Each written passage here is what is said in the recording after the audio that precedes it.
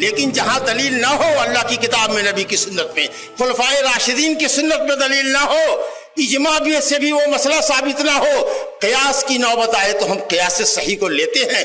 بنیاد ہے قیاس کی، یہ علمی مسئلہ ہے، قیاس کی صحیح بنیاد ہونی چاہیے، ہم لیتے ہیں۔ قیاس کی حیثیت علماء اہل سنت والجماعت کے نزدیک، علماء اہل حدیث کے نزدیک حالت اضطرار کی ہے۔ مضطر انسان جس کو جان بھی پڑی ہو، جو جان بلب ہو، پیاس سے یا بھوک سے مرنے والا ہو، اس کے لیے کھانے کی حلال کوئی چیز نہ ہو، تو جس طریقے سے خنزیر تک اس کے لیے حلال ہے، مردار تک اس کے لیے حلال ہے کہ وہ بقدر ضرورت جتنا سے جان اس کی بچ جائے لے لے، جی اسی طریقے سے جب کوئی دلیل نہ ہو، آخری دلیل قیاس ہو، اس کے علاوہ کوئی چارہ نہ ہو، تو جیسے شخص مضطر جہاں بلب انسان سور کا گوشت کھا سکتا ہے، اسی طریقہ سے دلیلوں سے محروم انسان قیاس پر عمل کر سکتا ہے، بشرط کہ قیاس صحیح ہو۔ ایسا نہ ہو کہ قیاس اصل میں اور فرع میں جس پر قیاس کر رہے ہیں دونوں میں الگ الگ ہو۔ اب جیسے ایک موٹی سی مثال دیتے ہیں آپ کو، لوگوں نے کہا، یہ میں نام نہیں لیتا ہوں اصل میں فرقوں کا یا مسلکوں کا تاکہ اس کی وجہ سے کوئی پیغام نہ جائے غلط، لوگوں میں کچھ لوگوں کا کہنا ہے فقہا میں کہ مہر کم سے کم ہونی چاہیے، کتنی مہر ہونی چاہیے؟ کم سے کم 10 درہم ہونا چاہیے۔ اب مان لیجئے کہ درہم ایک وزن ہے 3 گرام کا، تو 10 یا 30 گرام چاندی مہر ہونا چاہیے۔ کہا بھائی کہاں سے آپ نے یہ دلیل استعمال کی؟ اللہ تعالیٰ کہتا ہے جو چاہو دو اپنی بیوی کو، خزانہ چاہو تو خزانہ دے دو۔ ادھر حدیثوں میں بھی آیا ہے، بعض صحابی نے ایک جوڑی جوتی پر شادی کر لیا، آپ نے کسی صحابی سے کہا کہ جا کر کے لوہے کی ایک انگوٹھی اٹھا کر کے لے آیا، وغیرہ وغیرہ۔ یہ 10 کہاں سے آپ لائے؟ تو انہوں نے کہا کہ ایک حدیث ہے، لا مہر اقل من 10 دراہم، عورت کی مہر 10 درہم سے کم نہیں ہو سکتی۔ یہ حدیث بھی ایک دم گھڑی ہوئی حدیث ہے، انتہائی درجے کی ضعیف ہے، انتہائی درجے کی، ایک دم قدموں سے روک دینے کے لائق، معاف کیجئے گا اس جسارت کے اوپر۔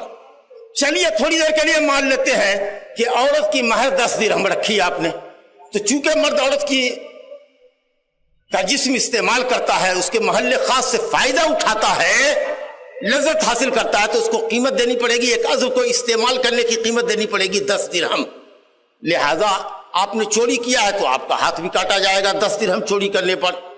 گویا ہاتھ کاٹنے کے مسئلے کو آپ نے قیاس کیا کہاں؟ عورت کی شرمگاہ کے اوپر اور اس کی مہر کے اوپر، حق مہر کے اوپر۔ ارے بابا، یہاں قیاس کیا کس پر؟ شرمگاہ کے اوپر، اس کی مہر کے اوپر۔ مقیس جس کو قیاس کیا وہ ہوا قطع ید، ہاتھ کاٹنا۔ مقیس علیہ جس پر قیاس کیا ہوا وہ ہوا عورت کی شرمگاہ۔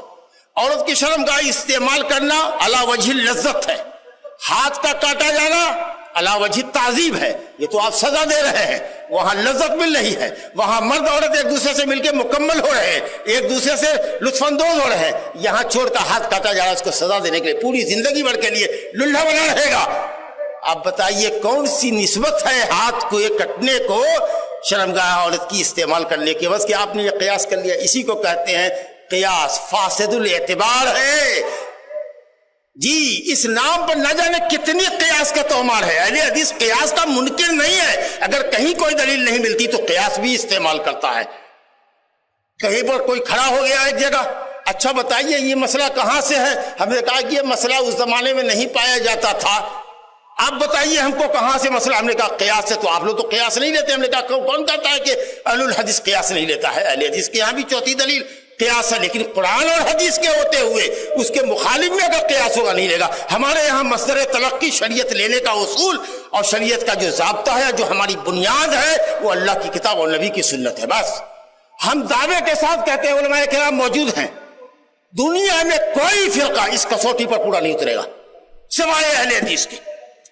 دیکھیے جو لوگ اہل سنت والجماعت نہیں ہیں، اگر صوفیہ ہیں تو صوفیوں کے یہاں دین کہاں سے لیا جاتا ہے؟ کشف و کرامت سے، الہام سے۔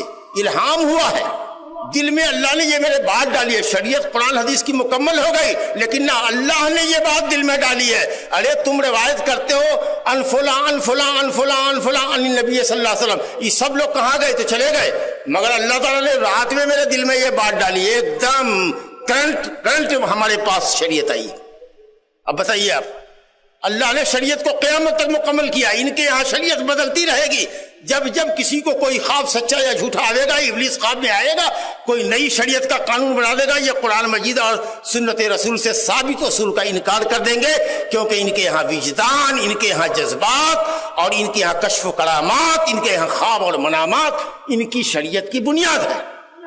شیعوں کے یہاں ان کے ائمہ نے جو کچھ کہہ دیا ہے, جن کو یہ ائمہ معصوم کہتے ہیں, حضرت علی, حضرت حسن, حضرت حسین اور حضرت حسین کی 9 اولاد. ظلم یہ دیکھیے کہ حضرت حسن کی اولاد کو بھی شامل نہیں کیا. 12 امام کو معصوم مانتے ہیں کہ ان سے گناہ ہو ہی نہیں سکتا تھا. ان کی حیثیت نبی سے کسی طرح بھی کم نہ تھی, نعوذ باللہ. یہ کہتے ہیں کہ ہمارا دین وہی ہے جو ہمارے ائمہ سے ثابت ہے. ہم قرآن حدیث کی بات کو نہیں مانتے, ہم وہی مانتے جو ہمارے ائمہ نے بتایا. جو لوگ عقل کے دیوانے ہیں, ہر چیز کو عقل کی کسوٹی پر تولنے والے ہیں, جو لوگ لاجک کی باتیں کرتے ہیں, وہ کہتے ہیں یہ شریعت کا یہ قانون ہماری عقل سے میل نہیں کھاتا, اس کو لاجک تسلیم نہیں کرتی, اس کو نیچر تسلیم نہیں کرتا. ارے آپ کا نیچر تسلیم نہیں کرتا, ہمارا کرتا ہے. آپ کی عقل تسلیم نہیں کرتی, ہماری عقل تسلیم کرتی ہے. نیچر کو, عقل کو شریعت کے تابع کرو, شریعت کے تابع. مومن وہ ہے جو سر تسلیم خم کرتا ہے, جو اللہ پر ایمان رکھتا ہے اور انقیاد اور تسلیم کی پیشانی جھکاتا ہے. الحمدللہ شریعت کا کوئی قانون بھی عقل سلیم اور فطرت سلیمہ کے خلاف نہیں ہے, لیکن کیا ضروری ہے کہ ہر حکم کی علت, ہر حکم کی وجہ ہم اور آپ سمجھ ہی لیں. اور پھر کس کی عقل معیار بنے گی؟ تو آپ عقلانیوں کے یہاں یہ دیکھ لیجئے. اچھا, انتہائی درجے میں تعصب رکھنے والے کسی مقلد کو دیکھیں, انتہائی درجے میں. مولوی بھی اگر ہے, صحیح حدیث اس کے سامنے ہے, وہ اس کی کوئی نہ کوئی تعویل کر دے گا, لیکن اپنے قول امام کو نہیں چھوڑے گا, اپنے امام کے قول کو نہیں چھوڑے گا. اب آپ بتائیے کہ جو جماعت سنت کے سامنے, حدیث کے سامنے کسی کو حیثیت نہ دیتی ہو, جو جماعت اپنے کو اہل سنت کہتی ہو تو اپنا امام اعظم محمد صلی اللہ علیہ وسلم کو مانتی ہو, ان کے ہر قول کو واجب القبول واجب الاتباع تسلیم کرتی ہو, اس کے مخالف قول کو رونق دیکھ کے گزر جاتی ہو, یہ سوائے اہل سنت والجماعت کے اہل الحدیث کے دنیا میں آپ نہیں دکھا سکتے کہ کوئی جماعت ہوگی جو اس منہج کے اوپر قائم ہوگی, جس کا یہ اصول. ہم بلا چون و چرا قرآن کو تسلیم کرتے ہیں, حدیث کو تسلیم کرتے ہیں, چاہے اس کی علت ہماری عقل میں آئے کہ نہ آئے, ہم اپنی عقل کو شریعت کے تابع کرتے ہیں. اما عائشہ رضی اللہ عنہ سے پوچھا گیا کہ کیا بات ہے کہ حائضہ عورتیں نماز تو چھوڑتی ہیں, روزہ بھی چھوڑتی ہیں, لیکن روزے کی قضا تو کرتی ہیں, رمضان کے روزے کی قضا تو کرتی ہیں حائضہ عورتیں, لیکن نماز نہیں کرتی. نماز جبکہ اہم عبادت ہے. ہمارے علماء کرام موجود ہیں, یہ جواب دے دیں گے کہ اس لیے کہ حیض ہر مہینے آتا ہے, نارملی صحت مند عورت کو 5 دن 7 دن 10 دن تک آتا ہے. نماز روزانہ 5 وقت فرض ہے, تو اس طریقے سے اگر 10 دن حیض آتا ہے تو 50 وقت کی نماز ہر مہینے اس کو قضا کرنی پڑے گی. اور روزہ تو سال میں 1 مرتبہ رمضان میں آتا ہے, 10 روزے کی قضا, وہ بھی سال بھر کے اندر کرنا ہے, آسان کام ہے, ایک دم ایزیئر معاملہ ہے. یہ حکمت ہم سے زیادہ کہیں امت کی فقیہ ماں حضرت عائشہ صدیقہ رضی اللہ عنہ کو معلوم رہا ہوگا, اس سے زیادہ اچھی حکمت وہ بتا سکتی تھی. لیکن ان عقل والوں کو انہوں نے سبق سکھانے کے لیے یہ کہا, پہلے تو یہ پوچھا کہ انت حروریہ, ارے تو حروریہ خارجیہ ہے کہہ رہے کہ تم ہر بات کو عقل کی کسوٹی پر تولے گی, عقل مانے گی تب مانے گی شریعت کو. کہا نہیں نہیں نہیں نہیں اماں ایسی بات نہیں ہے, میں خارجی نہیں. اس کا مطلب یہ ہے کہ سنت کا انکار سب سے پہلے کس نے کیا, حدیث کی حجیت کا انکار سب سے پہلے کس نے کیا, خوارج نے کیا. کہا خارجی ہے, کہا نہیں نہیں ایسے پوچھا تو کہا سن, ہم لوگوں کو نبی صلی اللہ علیہ وسلم کے زمانے میں حیض آیا کرتا تھا, فنؤمر بقضاء الصوم ولا نؤمر بقضاء الصيام, ہمیں روزہ رکھنے کی قضا تو ہوتی تھی, قضا کا حکم ہوتا تھا, روزے کی قضا کا حکم تو دیا جاتا تھا یعنی نبی صلی اللہ علیہ وسلم کی طرف سے, لیکن نماز کی قضا کا حکم نہیں دیا جاتا. نبی کے فرمان کو ہی انہوں نے حجت بنا کر کے پیش کر دیا. یہی حکمت ہے کہ ہم بلا چنو چرا نبی کی باتوں کو مان لیں, نبی کی بات کو مان لیں. ارے حضرت علی رضی اللہ عنہ کی وہ حدیث بھول گئے, لو کان الدین بالرائے, اگر دین لوگوں کی عقل اور رائے پر مبنی ہوتا, لکان اسفل الخف اعلی بالمسح من یا اولا بالمسح من اعلی، اگر دین رائے پر مبنی ہوتا تو موزے کے نچلے حصے کا، پیتابے کے نچلے حصے کو مسح کرنا زیادہ بہتر ہوتا اوپر مسح کرنے سے، لیکن ہم لوگ موزے پر مسح کب کرتے ہیں؟ اوپر کرتے ہیں، جبکہ تلہ لگتا ہے زمین کا۔ جی تلوے کو صاف کرنا چاہیے، پوچھنا چاہیے، مسح کرنا چاہیے۔ معلوم ہوا کہ ساری چیزیں عقل پر نہیں ہے، بہت سی چیزیں خلاف عقل بھی آتی ہیں، لیکن اپنی عقل کو تابع کرو۔ اچھا یہی بات آ گئی۔ دیکھیے کچھ لوگ وجدان کی باتیں کرتے ہیں، عقل سے بیگانہ ہے، عقل سے بیگانہ ہے، پیدل ہے۔ شریعت عقل کا اعتبار کرتی ہے، ہم بھی عقل کا اعتبار کرتے ہیں، اہل سنت والجماعت عقل کا اعتبار کرتے ہیں۔ قرآن میں لکھا ہے فَاعْتَبِرُوا يَا أُولِي الْأَبْصَارِ، اے عقل والو عبرت حاصل کرو، غور کرو، فکر کرو، لیکن اس عقل کو لگام پہناؤ شریعت کی، جذبات کو، عواطف کو لگام پہناؤ عقل کی۔ بات کچھ ایسی بے عقلی کی کرتے ہیں کہ عقل بھی اس کو نہیں مانتی۔ تو غور کیجیے گا، بہت اچھے سے نقطے پر ہم آئے کہ ایک ہوتا ہے جذبات، ایک چیز ہوتی ہے عقل، اور ایک چیز ہے شریعت۔ تو جذبات کو عقل کی لگام پہناؤ اور عقل کو شریعت کی لگام پہناؤ۔ اب دیکھیے جذبات کیسے ابھرتے ہیں۔ محبت میں دیوانے ہو کر کے صوفیہ کے ماننے والے یہ کہتے ہیں، ایک فرقہ ہے تیجانی فرقہ، سوڈان میں پیدا ہوا، وہ کہتا ہے کہ اگر ہمارے احمد تیجانی کو کسی نے دیکھ لیا وہ جنت میں جائے گا۔ کتنی محبت ہے اس کو اپنے احمد تیجانی سے۔ ہم اگر اس کو یہ کہیں کہ اگر محمد صلی اللہ علیہ وسلم کو ابو لہب ابو جہل نے دیکھ لیا اس کو جنت میں جانا چاہیے، تمہارا احمد تیجانی محمد صلی اللہ علیہ وسلم سے افضل ہے، تو پتہ یہ تو نہیں کہہ سکتے، لیکن ہمارے تیجانی کو جو احمد تیجانی کو دیکھ لے گا وہ جنت میں جائے گا۔ اس فارمولے کے مطابق ابو جہل اور جتنے مشرک ہیں سب نے محمد صلی اللہ علیہ وسلم کو دیکھا، جس نے بھی محمد صلی اللہ علیہ وسلم کو دیکھا وہ جائے گا کہ نہیں جائے گا؟ اگر کہتے ہو نہیں جائے گا تو ہم نے کہا کہ کیا عقل سے بیگانہ ہو کر بات کرتے، تمہاری کھوپڑی میں عقل نہیں ہے کیا؟ ایسے بھی اندھے جذبات ہوتے ہیں۔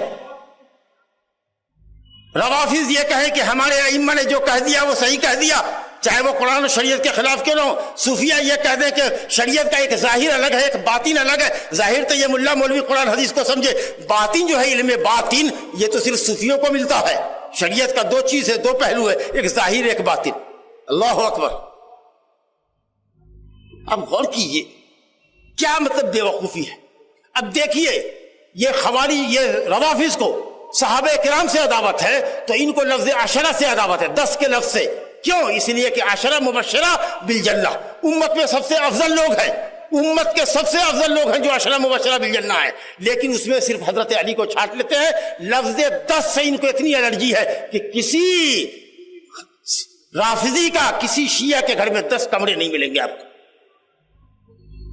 کسی شیعہ کے گھر میں 10 کھمبے پر کھڑی ہوئی عمارت نہیں ملے گی۔ اس کو لفظ عشرہ سے چڑ ہے، اور جن سے ان کو چڑ ہوتی ہے اس کو وہ بے جان مخلوق تصور کرتے ہیں یا جانور تسلیم کرتے ہیں۔ اما عائشہ صدیقہ سے نفرت ہے نا ان کو، اما عائشہ صدیقہ سے نفرت ہے۔ نبی صلی اللہ علیہ وسلم نے پیار سے اما عائشہ کو بلایا تھا، یا حمیرہ، اے گوڑی، اے گڑ کی چٹی، گوڑی چٹی حمیرہ کو کہتے ہیں۔ یہ لال بکریاں لیتے ہیں اور لال بکریوں کے بال کو اکھاڑتے ہیں، زندہ جانور کو اذیت پہنچاتے ہیں اور خوش ہوتے ہیں کہ ہم حضرت عائشہ کو تکلیف دے رہے ہیں۔ یہ کون سی عقل ہے آپ کی؟ جانور تڑپ رہا ہے، تیر کی مشق لگا رہے ہیں، سمجھ رہے ہیں ہم عائشہ کو تکلیف دے۔ عقل سے دیوانے ہو، پاگل ہو گئے ہوئے ہو کیا؟ مشکیزے کے اندر، مٹکے کے اندر بھر دیتے ہیں گھی، نیچے سے سوراخ کر دیتے ہیں، اس میں سے جب گھی نکلتا ہے اس کو پیتے ہیں، کہتے ہیں ابو بکر و عمر کا خون پی رہا ہوں۔ جب کہیں وہ اپنے 2 جانوروں کو، 2 بیل کو استعمال کرتے ہیں، رہٹ میں استعمال کرے، چکی پیسنے میں استعمال کرے، ایک بیل کا نام رکھتے ہیں ابو بکر، اس کا نام رکھتے ہیں عمر۔ کیا بات! دنیا پوچھے کہ کیا عقل کو سانپ سوکھ گیا ہے تمہاری عقل کو، تو کہیں گے نہیں، ہم تو عواطف اور جذبات کی رو میں، ہم کو تو علی سے محبت ہے، ان سے سخت بغض ہے، عداوت ہے۔ اندھے ہو گئے ہو، محبت میں اندھے نہیں ہوتے اور عداوت میں بھی اتنے نہیں۔ انصاف کی بات کرو، انصاف کی بات صرف اہل سنت والجماعت کے دستور میں آپ کو ملے گا۔ میرے بزرگوں دوستو، یہ اہل سنت ہیں جو خلاف سنت کسی عقیدے، کسی عمل کو نہیں قبول کریں گے، چاہے اس کا ایجاد کرنے والا دنیا کا کتنا بڑا صوفی، کتنا بڑا مولوی، کتنا بڑا امام کیوں، یہ اہل السنہ اہل الاتباع ہے، یہ قرآن اور سنت کی پیروی کرنے والے لوگ ہیں۔ ہر عمل کی، ہر عقیدے کی بنیاد، ہر ذکر و اذکار کی بنیاد آپ کو حدیث اور قرآن سے دینی پڑے گی۔ آپ کہتے ہیں کہ نبی کی محبت میں ہم جھوم جھوم کر کے درود گاتے ہیں، ہم جلوس نکالتے ہیں، ہم آپ کا جشن مناتے ہیں، ہم کہتے ہیں کہ بتاؤ کوئی دلیل ہے؟ نبی صلی اللہ علیہ وسلم نے فرمایا، کیا صحابہ کرام نے کیا؟ دیکھیے بہت خوبصورت لفظ ہے یہ جو منہج کا جو لفظ استعمال کرتے ہیں، کتاب و سنت کو سلف صالحین کے منہج پر، یعنی صحابہ کرام، اور سلف کہتے ہیں نا، مولانا بتایا کہ سلف کہتے ہیں آگے گئے ہوئے لوگوں۔ اس امت میں سب سے پہلے کون گیا؟ سب سے پہلے کون جماعت گزری؟ جو جتنا پہلے گزرا وہ اتنا بڑا سلفی۔ صحابہ کرام سب سے پہلے گزرے، وہ پوری امت کے سلفی۔ اس کے بعد تابعین آئے، وہ بعد والوں کے سلفی۔ تبع تابعین آئے، وہ بعد والوں کے سلفی۔ ہم ہیں اپنے بعد والوں کے سلفی، میرے بعد والوں کے بعد جو آئے گا وہ سب سلفی۔ فلما آسفونا انتقمنا منهم فاغرقناهم اجمعین فجعلناهم سلفا ومثلا للآخرین۔ آگے جانے والے کو سلفی کہتے ہیں۔ یہ لفظ کتنا پیارا ہے سلفی۔ تو یہ اہل سنت کو اب آپ سلفی کہہ لیجئے، پہلے جانے والے مراد صحابہ کرام، تو صحابہ کرام کے ماننے والے، صحابہ کے طرز پر ماننے والے۔ یہاں الزام ہے اہل حدیثوں کو کہ یہ صحابہ کو نہیں مانتے۔ قسم اللہ کی، جو صحابہ پر ایمان نہ لاوے وہ مومن نہیں ہے، صحابہ سے بغض رکھنے والا کافر ہے امام مالک کے عقیدے کے مطابق، لیغیظ بہم الکفار۔ لیکن صحابہ پر ہم ایمان اور ان سے محبت رکھتے ہیں، وہ بھی دائرے میں ہے افراط اور تفریط سے پاک رکھتے ہیں۔ جس کا جو مقام ہے ابو بکر و عمر کا امت میں سب سے اونچا مقام ہے، خلفائے راشدین کا سب سے اونچا مقام ہے، حضرت علی رضی اللہ عنہ سے محبت ہے، اہل بیت سے محبت ہمارے ایمان کا جز ہے۔ لیکن حضرت علی رضی اللہ عنہ کو حضرت ابو بکر و عمر سے افضل نہیں کہہ سکتے۔ یہ خود سیدنا ابو بکر کا حضرت عمر کہتے، علی کہتے تھے کہ جو کوئی ہم کو ابو بکر و عمر سے افضل کہے گا میں اس پر بہتان تراشی کے 80 کوڑے لگاؤں گا۔ میرے بزرگوں دوستو، تو ہمارے یہاں بدعت کے لیے کوئی جگہ نہیں ہے۔ دلیل پوچھئے، کہیں گے سنت میں ہے نا، نبی صلی اللہ علیہ وسلم سے پوچھا گیا سوموار کے دن کا روزہ کیسا ہے؟ غور کیجئے گا، ہم ایک مثال صرف دے رہے ہیں آپ کو۔ سوموار کے دن، تو آپ نے کہا اس دن میں پیدا ہوا اور اسی دن مجھ پر نبوت نازل ہوئی۔ اور دوسری حدیث سے ہم کہتے ہیں کہ اسی دن بندوں کے اعمال بھی ہفتے کے چڑھتے ہیں، سوموار اور جمعرات کو۔ پہلی بات تو یہ دیکھیے، حدیث تو پیش کر دیا، حالانکہ حدیث کی وہ دلالت نہیں ہے۔ لوگوں نے یہ نہیں پوچھا کہ کس دن آپ پیدا ہوئے اس دن ہم جشن منائیں کہ نہیں۔ سوموار کے دن کے روزے کی بابت کیا؟ یہ سوموار کا دن ہر ہفتے آتا ہے یا مہینے اور سال میں ایک ہی مرتبہ آتا ہے؟ اور اگر پیدائش کی جو تاریخات میں مقرر کی ہے، اگر وہ سوموار کا دن نہ ہو تب؟ صحابہ نے پیدائش کا دن نہیں پوچھا تھا، سوموار کا دن پوچھا تھا، تو آپ ایسے ہی چھٹ گئے۔ سب کچھ اگر مان کے بھی ہم چلیں گے تو یہ منہج صحابہ یا منہج جو سلف آئے گا یہ آپ کو اہل سنت کے زمرے سے نکال باہر کرے گا۔ ہم کہیں گے کہ جس نبی کی یہ حدیث سنا رہے ہو اور جس نبی پر نازل شدہ قرآن کی یہ آیت سنا رہے ہو، قل بفضل اللہ وبرحمتہ فبذلک فلیفرحوا هو خیر مما یجمعون، اللہ کا فضل اس کی رحمت کو پا کر خوش ہونا چاہیے۔ کیا نبی صلی اللہ علیہ وسلم اللہ کا فضل اور رحمت نہیں ہے؟ تو ہم کہتے ہیں کہ اس آیت کا وہ معنی نہیں سمجھا نبی صلی اللہ علیہ وسلم جو آپ سمجھ رہے ہیں، خلفائے راشدین نے نہیں سمجھا۔ ہر وہ سمجھ غلط ہے جو نبی صلی اللہ علیہ وسلم نے نہیں سمجھی، جو خلفائے راشدین نے نہیں سمجھی۔ اس منہجیت نے، صحابہ کرام کے منہج کی پیروی نے اہل بدعت کو نکال دیا، جو سنت کو توڑ مروڑ کر کے اپنے مسلک کی دلیل بنا رہے تھے۔ صحابہ کرام کے منہج نے ائمہ تابعین اور تابعین بے احسان بھلائی کے ساتھ صحابہ اور تابعین کی پیروی کرنے والے کے منہج کی شرط نے اہل بدعت کو نکال باہر کیا۔ میں یہ سمجھتا ہوں پورے ایمان اور یقین کے ساتھ کہ جو کوئی دین میں بدعت ایجاد کرتا ہے وہ اہل بدعت اللہ اور اس کے رسول پر سے آگے بڑھنے کی جسارت کرتا ہے۔ جس چیز کو اللہ نے دین نہیں بنایا اس کو تم دین اور ثواب کا کام سمجھتے ہو، تو اہل الحدیث اہل سنت صرف سنت کی پیروی کرتے ہیں، الحمدللہ۔ اس کے بعد یہ حضرات اہل سنت والجماعت کے یہاں آ جائیے، تو اہل سنت والجماعت کے اندر اب ایک بات، اب تو میرا وقت ختم ہے، انشاءاللہ تعالیٰ 10-15 منٹ کی گفتگو اور ہے۔ تو اب یہ ہے کہ ایک صاحب ہیں، عبادت کر لیں، عبادت کے معاملے میں چلیے، عبادت ہم کچھ چیزیں اصولی پیش کر رہے ہیں، دیکھیے کیسے غلطی آتی ہے۔ کچھ لوگ کہتے ہیں کہ عبادت کرو اللہ تعالیٰ کی محبت کے نام پر، صرف محبت ہو، جہنم کا خوف نہیں۔ جنت کی لالچ نہیں. کچھ لوگ کہتے نہیں جہنم کے خوف سے عبادت کرو، محبت سے نہیں، لالچ میں نہیں. کچھ لوگ کہتے نہیں صرف اور صرف جنت کی لالچ میں عبادت کرو. اب کہہ دینے میں کوئی حرج نہیں. خوارج فرقہ معتزلہ اللہ کے عذاب سے ڈر کر عبادت کرتا ہوں. گویا اللہ کا تصور ان کے یہاں ایک ظالم بادشاہ کا ہے کہ اگر نہیں عبادت کریں گے تو جہنم میں ڈال دے گا. اس کو محبت نہیں ہے، اس لیے خوارج کی عبادت میں روح نہیں ہوتی. نبی صلی اللہ علیہ وسلم فرمایا نماز تو ایسی پڑھیں گے، ایسی گاڑھی نماز پڑھیں گے کہ صحابہ سے فرمایا کہ تم اپنی نمازوں کو کم تر سمجھو گے. یہ لمبی داڑھی رکھیں گے، مونچھیں مڈی رکھیں گے. ہمیشہ ہم لوگوں سے کہتے ہیں، اپنے بھائیوں سے کہتے ہیں مونچھ مڈی مت رکھو، تھوڑی سی مونچھ رکھو. مونچھ مڈوانا خوارج کی علامت ہے. اسطورہ پھروا دیتے نا. پست کرو، چھوٹا کرو کا لفظ آیا ہے، مڈوانے کا لفظ نہیں آیا. پست کرنے کا مطلب کہ ذرا پست کرو کہ لب کے نیچے ذرا آئے، اور تھوڑا پست کرو، اوپر کھڑا نہ رکھو. لیکن مڈوانے کا کئی لفظ نہیں ہے. امام مالک رحمۃ اللہ علیہ اگر کسی کو دیکھتے کہ مچھ منڈا ہے تو تھپڑ مارتے. بہرحال کیا کہا کہ صاحب ان کے یہاں یہ ہے کہ صاحب عبادت اللہ کے خوف سے کرے، اس لیے ان کی عبادت میں کوئی دم خم نہیں ہے. قرآن ایسا پڑھیں گے، روزہ ایسا رکھیں گے، نماز ایسا. صحابہ سے کہا تم اپنی عبادت کو کم تر سمجھو گے، لیکن یمرقون من الدین کما یمرق السهم من الرمیہ، یہ دین سے ایسے نکل جائیں گے جیسے تیر شکار کو چھید کر کے نکل جاتا ہے. بتائیے کہاں گئی نماز، کہاں گیا روزہ؟ روح سے خالی ہے. یقرؤون القرآن لا یجاوز تراقیہم، قرآن تو خوارج پڑھیں گے، حدیث تو پڑھیں گے، لیکن حلق کے نیچے نہیں ہوگا. یعنی اس کی سمجھ سے ننگے ہوں گے، پیدل ہوں گے، عاری ہوں گے، سمجھ سے بے بہرا ہوں گے. غور فرمائیے، کوئی فرق نہ، کوئی عبادت میں مزہ ہی نہیں ملتا. اور ایک دوسرا فرقہ ہے مرجیہ فرقہ، وہ کہتا نہیں ہم کو جہنم کا کوئی خوف نہیں ہے، بس جنت کی لالچ ہے. اور صوفیوں کے یہاں وہ کہتے ہیں نہ ہم کو جنت کی لالچ ہے اور نہ جہنم کا خوف ہے، ہم کو تو اللہ سے محبت ہے، اسی لیے ہم اس کی یاد میں دیوانہ ہیں. اور ایسے دیوانے ہیں کہ صاحب نماز روزہ بھی چھوڑ دیتے، کہتے ہیں نہیں ان سے تو عبادت ساقط ہو گئی. نبی صلی اللہ علیہ وسلم مرض الموت میں کہہ رہے ہیں الصلاۃ الصلاۃ، نماز نماز نماز. جی ان کے یہاں عبادت ختم، کیونکہ یہ واصل باللہ ہو گئے. غور فرمائیے گا کیا دین ہے، کیا ملغوبہ ہے دین کا، بتائیے ان کے یہاں.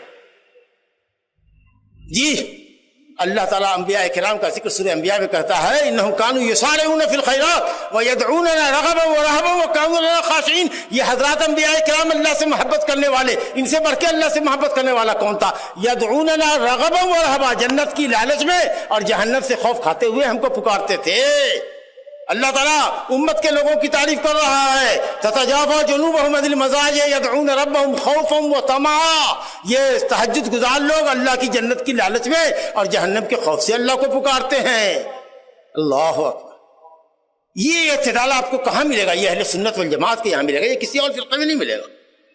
جس طریقہ سے امت اسلام کو قرآن نے کہا کہ یہ امت وسط ہے، اسی طریقہ سے یہ اہل السنہ والجماعہ، یہ اہل الحدیث، یہ اہل الاثر، یہ اہل الاتباع، جو دلیلوں کے پیروکار ہیں، ان کو کوئی سا بھی نام دے دیجئے، یہ امت وسط ہے. مسلمانوں کے درمیان لوگ افراط اور تفرید کے شکار ہو کر کے گمراہ ہو گئے. روافض نے حضرت علی کو الہ گردان لیا جی، اور خوارج نے حضرت علی کو کافر کہا، معاویہ کو کافر کہا رضی اللہ عنہ. اہل سنت والجماعت نے صحابہ کی عزت کو اپنا دین و دھرم مانا، لیکن ان کے درمیان غلو نہیں کیا. جس کا جو مقام تھا اس کو اس کے مقام پر. کوئی ہے دیوانہ جو نبی کی شان میں گستاخی کرتا ہے، کہتا ہے ان کی شریعت سے اچھی ہمارے عقل کی شریعت ہے، جو قانون ہمارا عقل دے رہا ہے، جو فلاں برطانیہ کا قانون ہے، جو فلاں کا قانون ہے، یہ شریعت کے قانون سے بہتر ہے. یہ نبی کے ساتھ جوڑ و جفا کرتا ہے. اور کوئی نبی کی تعریف میں اتنا رطب اللسان ہوتا ہے کہ نبی کو جو چاہے خدا کر دکھائیں، اماموں کا رتبہ نبی سے بڑھائیں. ہم نبی کریم صلی اللہ علیہ وسلم کو سید الانبیاء، امام الانبیاء، افضل البشر کہتے ہیں. آپ پر ایمان لائے بغیر کوئی مسلمان ہو ہی نہیں سکتا.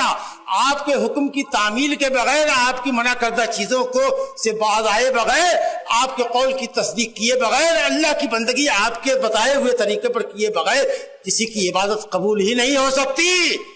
لیکن ہم آپ کی تعریف میں غلو نہیں کریں گے۔ ایک آدمی نے کہا یا رسول اللہ یا سیدنا یبن سیدنا یا خیرنا یبن خیرنا، اے ہمارے سب سے بہتر، اے ہمارے سب سے سزا۔ نبی صلی اللہ علیہ وسلم نے فرمایا دیکھو لا یستہوینکم الشیطان، شیطان کہیں تم کو تمہاری خواہش کا غلام نہ بنا لے۔ ابھی تو جو کہتے ہو تو اس حد تک تو ٹھیک ہے، لیکن آگے چل کر کے خطرہ ہے کہ کہیں میری تعریف میں غلو نہ کر دو۔ کر ہی تو لیے، وہی تو کہہ دیا، وہی جو مستوی عرش تھا خدا ہو کر اتر پڑا ہے مدینے میں مصطفیٰ ہو کر، تو عرش کا خدا مدینے کا مصطفیٰ کیا چھوڑا، کیا چھوڑا؟ نبی نے فرمایا تھا، صحیح بخاری کی روایت ہے، لا تطرونی کما اطرت النصارى عیسی ابن مریم، میری تعریف میں غلو مت کرنا جیسے عیسائیوں نے عیسیٰ بن مریم کی تعریف میں کیا۔ میں تو صرف اللہ کا بندہ اور رسول ہوں، مجھے اللہ کا بندہ اور رسول کا کے پکارنا۔ میرے بھائیوں بزرگوں دوستوں، یہ اہل سنت والجماعت محبت رسول کے اندر بھی افراط اور تفریط سے بچ کر جو آپ کا مقام عالی ہے، جس لفظ سے اللہ نے آپ کو ملقب کیا ہے، جس نام سے آپ نے خود کا اپنا تعارف کرایا ہے، ہم اس نام سے آپ کو یاد کرتے ہیں۔ آپ کی شریعت کے اوپر عقل کو، وجدان کو، فطرت کو، کسی قول بشر کو ترجیح نہیں دیتے۔ بتائیے محمدی ہم ہیں، عاشق رسول ہم ہیں، یا وہ جو نبی صلی اللہ علیہ وسلم کی سنت پر اپنی ایجاد کرتا ہے، بدعت کو ترجیح دینے والے لوگ؟ صحابہ کرام کے اندر غلو کرنے والے یہ روافض بعض صحابہ کے اندر، اور خوارج بعض صحابہ کی توہین کرنے والے یہ حق سے قریب ہے۔ یہ اہل سنت والجماعت ہے جو تمام صحابہ سے محبت کرتے ہیں۔ وہ فرقہ جو کہتا ہے کہ ایک گناہ کر کے اگر مرو گے بڑا گناہ تو ہمیشہ جہنم میں جاؤ گے، وہ خوارج کا فرقہ ہے۔ اور یہ مرجئہ فرقہ کہتا ہے کہ دنیا کے سارے گناہ کر کے بیٹھ جاؤ، دل میں اگر لا الہ الا اللہ پر ایمان ہے تو جنت میں جاؤ گے، تمہارا ایمان ابو بکر کا ایمان ہے۔ ہم کہتے ہیں نہیں، گنہگار اگر بڑا گناہ کر کے مرتا ہے، شرک کے علاوہ گناہ کر کے مرتا ہے بغیر توبہ کے، اللہ چاہے تو عذاب دے دے، اللہ چاہے تو بخش دے، لیکن مشرک کو اللہ کبھی نہیں بخشے گا۔ یہ خوارج ایک گناہ کے کرنے والے کو کافر گردانتے ہیں، مرجئہ پورے گناہ کرنے والے کو بھی کہتے ہیں کہ یہ مکمل مومن ہے۔ ہم شرک کے علاوہ گناہ کرنے والے کو کہتے ہیں یہ مومن تو ہے لیکن یہ کامل الایمان نہیں ہے، فاسق مومن ہے۔ ہم تو کافر کو بھی کافر، کوئی سامنے آئے بولے اور کہے کہ مزار پر جھکنا، کسی قبر پر سجدہ کرنا مولوی صاحب جائز ہے، تو بھی ہم اس کو کافر نہیں کہیں گے، حالانکہ یہ کفر ہے۔ ہم اس کو بلا کے کہیں گے کہ تم کو معلوم ہے سجدہ عبادت ہے؟ نہیں، یہ تو نہیں معلوم۔ تم کو معلوم ہے کہ عبادت کا کوئی بھی جز اللہ کے علاوہ نہیں کرنا چاہیے؟ نہیں معلوم۔ تو جب تک حجت تمام نہیں کریں گے، توحید کی تعلیم نہیں دے دیں گے، ہو سکتا ہے کسی کے ڈر سے وہ جھکا ہوا ہو۔ ارے کاہے جھکا ہوا ہے قبر پر؟ دیکھیے نا، تلوار لیے ہوئے ایک آدمی کھڑا ہوا ہے، پستول دکھا رہا ہے کہ اگر نہیں جھکے بابا کے قبر پر تو ٹھائی سے مارنے کے بعد نکلو۔ اس لیے سمجھو بھائی، بات کو سمجھو۔ ارے ایک آدمی داڑھی منڈا ہے، داڑھی منڈوانا حرام عمل ہے۔ ارے پوچھو تو صحیح، بیچارہ سن رہا ہے کہ سنت ہے، سنت کا مطلب پوچھتا ہے مستحب ہے، کر لے تو ٹھیک، نہ کرے تو کوئی حرج نہیں۔ ارے اس سے پہلے سمجھو تو اس کو بتاؤ تو سنت کا کیا مطلب ہے۔ داڑھی رکھنا واجب ہے، واجب ہے، اس کا کاٹنا حرام ہے، گناہ کبیرہ ہے کہ نہیں ہے، اس میں علماء کا اختلاف ہے۔ ارے سمجھو تو، نرگنڈے کو سمجھاؤ تو پہلے، شریعت بتاؤ تو پہلے۔ ہو سکتا ہے کہ بیچارے کو معلوم ہو کہ رکھ لو تو اچھا ہے، نہ رکھو تو کیا بھی گناہ نہیں، ایسا تو سمجھو۔ ہم تو ایسے محتاط ہوتے ہیں، یہ کفر کا فتویٰ دینے والے اور ایک دم صریح کفر کرنے والے کو بھی کافر نہ کہنا، یہ خوارج کا منہج ہو سکتا ہے، یہ مرجئہ کا منہج ہو سکتا ہے، یہ اہل سنت اہل الحدیث کا منہج نہیں ہو سکتا۔ میرے بزرگوں دوستو، اسی طریقے سے آپ اگر تقدیر کے باب میں آئے، یہ قدریہ جس کا ذکر ہو رہا تھا، تقدیر کا انکار کرتے کہ کچھ بھی نہیں، نتھنگ، اللہ کو کچھ نہیں معلوم، مولوی کب تقریر کرے گا؟ جب ہم تقریر کرنے کو آئے نا 8:00 پر، تو اللہ کو معلوم پڑا کہ ہاں یہ بندہ اتنے بجے تقریر کا، اس کو نہیں معلوم۔ ارے اللہ خلقکم وما تعملون، تم جو بھی، اللہ نے تم کو پیدا کیا، تمہارے سارے عملوں کو پیدا کیا، اللہ کا علم تو ازل سے لے کر ابد تک ہے۔ یہ قدریہ تقدیر کا انکار کرتا ہے۔ اب کوئی دوسرا فرقہ کہتا ہے کہ نہیں، انسان جو بھی کرتا ہے نا، حتیٰ کہ چوری زناکاری بھی کرتا ہے تو انسان نہیں کرتا، یہ اللہ کرواتا ہے، مجازی طور پر بندے کی نسبت ہوتی ہے کہ اس نے چوری کی، چوری ہم نے نہیں کی، گویا چوری اللہ نے کروائی، اس لیے کوئی گناہ نہیں ہوا، پھنس کے جنت میں جائیں گے۔ بتائیے، تقدیر پر ایمان لانا ہے اور اس بات پر ایمان لانا ہے کہ ہمارے کو اللہ نے مجبور محض نہیں پیدا کیا، اختیار والا بنایا ہے، لیکن ہمارے اختیار کو اللہ نے اپنے اختیار کے تابع کر دیا۔ وما تشاؤون الا ان یشاء اللہ۔ میرے بزرگوں دوستوں، کہنے کی باتیں بہت سی ہیں، لیکن ہم اصل میں یہ دو چار باتیں آپ کے سامنے اس لیے لا رہے تھے کہ ہم اہل الاتباع ہیں، بنیادی طور پر ہم اہل السنہ والجماعہ ہیں، ہم اجماع کو بھی مانتے ہیں، ہم قیاس صحیح کو بھی مانتے ہیں ضرورتاً، اور ہمارے اندر سب سے بڑی جو اہل سنت والجماعت کے اندر خصوصیت ہے، اللہ کرے تمام کے تمام اہل سنت بن جائیں۔ ہم اگر آپ اپنا نام اہل حدیث نہیں رکھتے، مجھے کوئی اس سے دکھ نہیں ہے۔ اگر آپ اس منہج کے پاسدار ہیں، قرآن و سنت کی پیروی کرنے والے ہیں، افراط و تفریط سے بچنے والے ہیں، آپ خود کو اہل حدیث نہ کہیے، کوئی فرق نہیں پڑتا، نام سے کوئی فرق نہیں پڑتا۔ کوئی اپنے نام کے ساتھ سلفی لگاتا ہے، کوئی محمدی لگاتا ہے۔ اب بابا نظر خان لکھتے بابا خان، لیکن بابا خان کا نظریہ وہی ہے جو سلفی مولوی کا ہے، عالم اور حافظ کا ہے، تو وہ بھی سلفی ہے، وہ بھی اہل سنت ہے۔ اہل سنت ہر وہ آدمی ہے جو نبی صلی اللہ علیہ وسلم اور صحابہ خلفائے راشدین کے پیٹرن پر، قرآن اور حدیث پر عمل کرنے والا ہے۔ وہ ہمارے ملا مولوی بھی ہیں، وہ ہمارے حفاظ بھی ہو سکتے ہیں، کسی سرحد پر جنگ کرنے والے مجاہد بھی ہو سکتے ہیں، وہ یہ تجار بھی ہو سکتے ہیں، وہ کھیتی کرنے والا بھی ہو سکتا ہے۔